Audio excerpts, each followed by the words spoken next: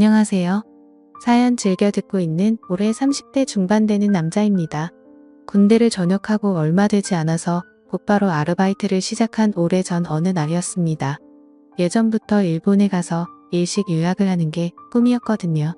경력 없이 일식집에 갔다가 설거지만 하다가 나온다는 말을 들어서 일식집은 아니지만 생선 손질하는 방법 정도는 미리 배울 수 있겠다는 생각에 집 근처 횟집에서 일을 하게 되었습니다. 물론 알바를 시작하자마자 생선 손질을 맡기진 않았겠죠. 배우고 싶으면 어깨너머로 배우라고 하시곤 초보자니까 처음에는 이런저런 자비를 하게 되었습니다. 면접을 볼 때 사장이 아니고 실장님한테 봤는데 일을 시작한 지 몇 주 차가 됐는데도 사장님을 한 번도 본 적이 없어서 궁금해하다가 실장님에게 물어봤습니다. 실장님이 말해줬길 사장님은 아침에만 잠깐 들르신다고 하고는 말을 아끼시길래 그래도 일을 시작한 직원인데 사장님께 한 번이라도 인사는 해야 하지 않나 싶어서 그날은 아침 일찍 일어나 오픈 준비가 한참인 가게 안으로 들어갔습니다. 문을 열고 들어가니 이모들과 앉아서 수다를 떨고 있는 사장님을 처음 봤는데 사장님이라고 부르기엔 너무나도 젊고 예쁜 사람이 앉아있길래 당황해서 인사도 똑바로 못하고 조금 버벅이고 말았습니다. 사장님은 당시 사업을 하던 남편과 동업자 몇 명을 끼고 수급만 해가는 이른바 바지 사장이었습니다. 사장님은 저를 보더니 어머나 이 젊은 오빠는 누구야? 라고 반응하며 저를 흘끗흘끗 위아래로 훑어보더라고요. 제 긴장을 풀어주려고 장난을 치는 줄 알았는데 지금 생각해보니 사장님이 저를 처음 봤을 때부터 관심이 있지 않았는가 싶네요. 우리 사장님은 저와 띠동갑인 나이인데도 불구하고 늘 친하기까지 한 데다가 스타일까지 좋아서 그런지 도무지 12살 연상으로 보이지 않았습니다. 동네 지역유지라고 불리우는 남편의 재력으로 관리란 관리는 다 받고 본인도 자기가 예쁜 걸 알아서 그런지 그 젊어 보이는 미모와 탄탄한 몸매를 유지하기 위해 부단히 노력하는 것 같았어요. 사장님은 또래에 비해서 세련된 스타일과 미모보다도 엄청 부드러워 보이는 햇빛에 그을린 듯한 까무잡잡한 피부가 매력적이었습니다. 자연스럽게 타서 원래 까무잡잡하신가 보다 했는데 유난히 하얀 손등에 골프를 자주 치러 나가서 그런 걸 짐작할 수 있겠더라고요. 그리고 보니 이따금씩 아침에 가게를 들렀다가 골프를 치러 바로 가시는지 골프 치마를 입고 오실 때가 있었는데 무릎 위가 훤히 드러낸 모습으로 의자에 앉아 계시면 바닥 청소를 하는 척 몇 번씩 고개를 돌려 쳐다봤던 적도 있었습니다. 사장님은 키도 커서 각선미가 보통이 아니었어요. 사장님께 처음 인사를 드린 그날 사장님이 저에게 약간 관심을 보였잖아요. 인사를 드리고 그날 저녁에 출근했는데 그날은 처음으로 사장님이 가게에 출근하시더군요. 왠지 모르게 그때부터 매일매일은 아니지만 이따금씩 저녁까지 있다가 가셨어요. 오시면 딱히 하는 건 없고 괜히 방해만 되기도 했습니다. 그러다가도 손님이 없으면 꼭 일하고 있는 저를 불러다가 어깨 좀 주물러 봐라 이런 쓸데없는 부탁 같은 걸 했어요. 물론 사장님의 어깨를 주무르는 건 좋았습니다. 뭉친 어깨를 지그시 누를 때 사모님 입에서 이상한 소리를 내셨는데 그 소리가 엄청나서 괜히 몸과 마음 한구석이 뜨거워질 때가 있었습니다. 사모님도 약간 그런 저의 반응을 즐기는 듯 했어요. 사장님이 저에게 미묘한 신호를 보내고 있다는 걸 그날 눈치채게 되었습니다. 잠깐 바쁜 시간이 끝나고 뒷문으로 나와 담배에 막 불을 붙이고 한 모금 깊이 빨고 있는데 사장님이 따라 나오셨습니다. 깜짝 놀라서 피던 담배를 벽에다가 비벼서 불을 껐는데 사장님이 자기도 담배 한 대만 달라고 하더라고요. 마침 지금 이게 마지막 한 대라고 이거 말고는 없다고 하니 제 코앞까지 다가와 그거라도 줘보라면서 제가 피던 담배를 빼서 피셨어요.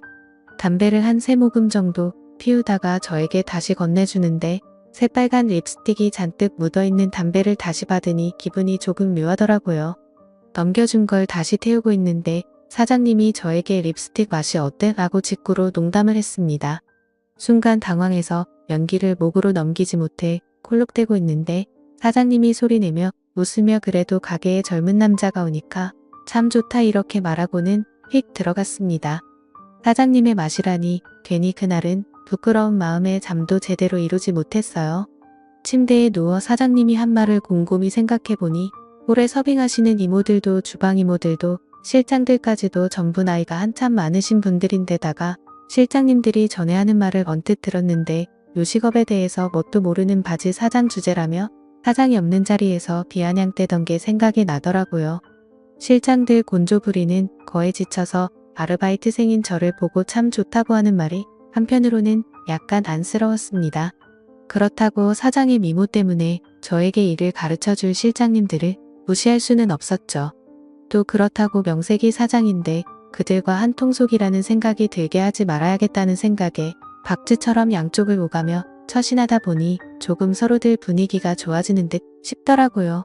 제 덕분인지 화기애애해지는 분위기에 사장님도 마감 때까지 같이 고생하고 하다 보니 일이 끝나면 가게 문 닫아놓고 회식을 자주 했습니다. 그날도 가게 문 닫아놓고 다 같이 한잔을 하고 있었는데 분위기가 정말 좋았습니다.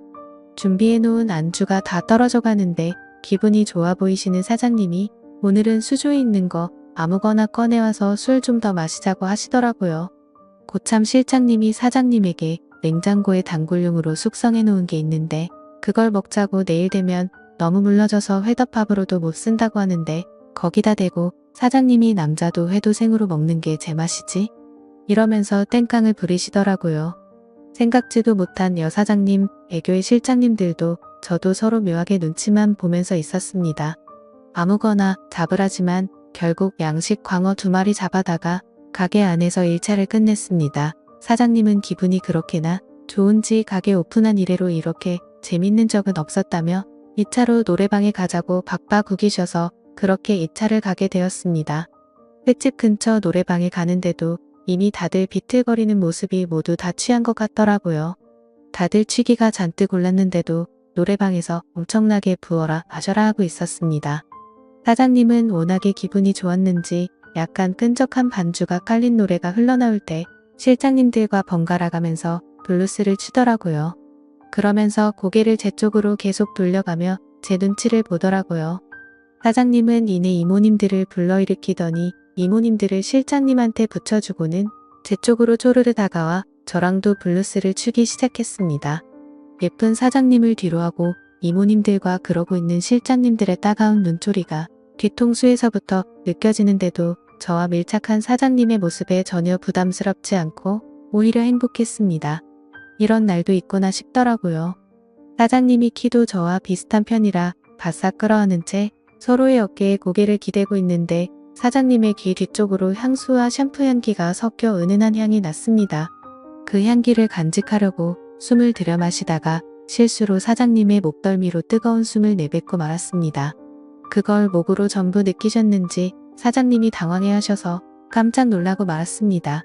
그러더니 사장님은 껴안고 있던 저를 손바닥으로 탁 치며 무언가 바라는 눈빛을 보내곤 아무 말도 하지 않으셨어요. 브루스 타임이 끝나고 제1상석에 있는 자리로 돌아간 사장님이 벼랑간 벌러덩 소파 위로 누워버리시더라고요. 술에 만취했는지 이모들이 흔들어 깨워도 일어나질 않으셨습니다.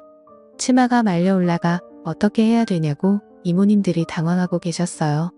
계산하는 사장님이 만취한 상황인지라 자연스럽게 회식 자리는 끝나는 분위기가 되었고 실장님들과 이모님들도 벌써 시간이 이렇게 늦었다며 다들 집으로 돌아가려는 모습이었습니다. 그 와중에도 실장님들 2분이서 사장님을 서로 자기가 데려다 주겠다고 또 다투고 있었습니다. 제가 볼 땐 데려다 준다기보단 데려가는 느낌이 더 강했었죠. 무슨 마음이었는지 저도 사장님을 데려다 주고 싶다고 실장님들에게 도전장을 내밀었습니다. 굉장히 언짢아하며 짜증내는 실장님들의 모습을 지켜보고 있던 이모님 한 분이 2 사람을 뜯어말리며 어서 저에게 대리기사를 불러 사장님 좀 집에 모셔다 달라며 부탁을 하더라고요.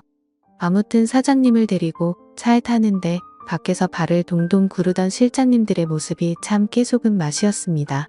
이어서 대리기사님이 오시고 사장님과 저는 뒷좌석에 앉았습니다.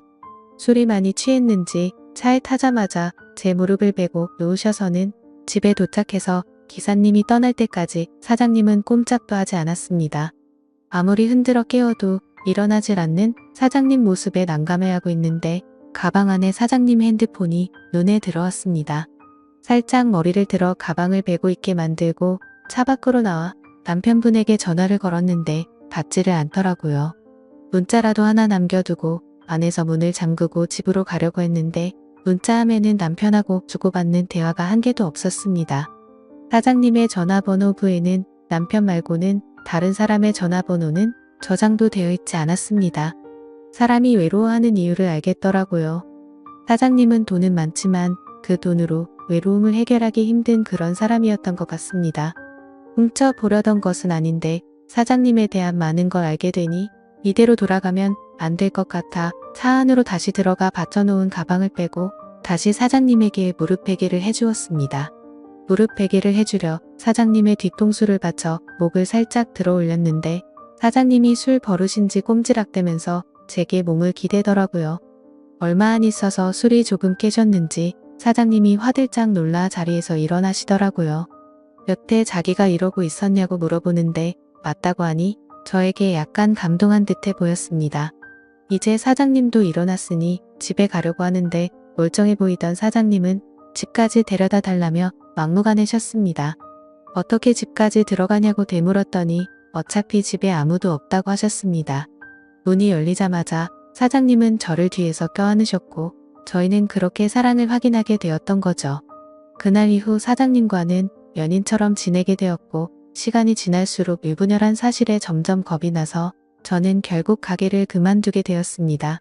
그만두고 나서는 사장님에게 전화도 몇 번이나 왔지만 유부녀라는 사실에 괜히 더 얽혔다가 좋은 꼴 못 볼 것 같아서 근처에는 얼씬도 하지 않았지만요. 외로운 사람에게 지나친 관심은 독이 될 수 있다는 생각에 멈추게 되었는데 이렇게 오랜 시간이 지난 후 제가 외롭게 되니 그때 사장님의 마음을 좀 더 헤아릴 수 있게 된 것 같습니다.